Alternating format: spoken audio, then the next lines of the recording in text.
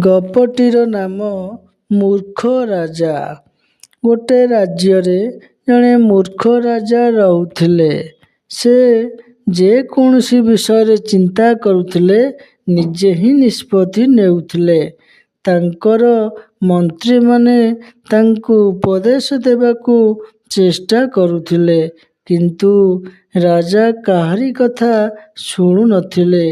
ଥରେ ରାଜା ନିଷ୍ପତ୍ତି ନେଲେ ନିଜ ରାଜ୍ୟରେ ବର୍ଷା ଦିନରେ ବଡ଼ ପର୍ବର ଆୟୋଜନ କରିବା ପାଇଁ। କିନ୍ତୁ ମନ୍ତ୍ରୀମାନେ କହିଲେ, ମହାରାଜ, ଏହା କେବେ ସମ୍ଭବ ନୁହେଁ, କାରଣ ଏଟା ହିଁ ହେଉଛି ବର୍ଷା ଋତୁ। ବର୍ଷା ଋତୁରେ ଲୋକମାନେ ଆସିବେ ନାହିଁ। କିନ୍ତୁ ରାଜା ଶୁଣିଲେ ନାହିଁ। ଫଳରେ ପର୍ବ ଆୟୋଜନ କରିବା ପାଇଁ ସମସ୍ତ ପ୍ରକାର ବ୍ୟବସ୍ଥା କଲେ, ଯାହାଫଳରେ ବର୍ଷା ହେଲା।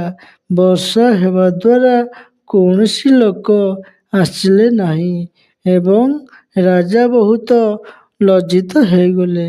ଏଥିରୁ ଶିକ୍ଷା ମିଳିଲା ଯେ ଯଦି ଗୁରୁତ୍ୱପୂର୍ଣ୍ଣ ନିଷ୍ପତ୍ତି ନେବା ପୂର୍ବରୁ ଅନ୍ୟମାନଙ୍କ ସହିତ ଅନ୍ୟମାନଙ୍କର ମତାମତ ନେବା ଏକାନ୍ତ ଜରୁରୀ ଅଟେ।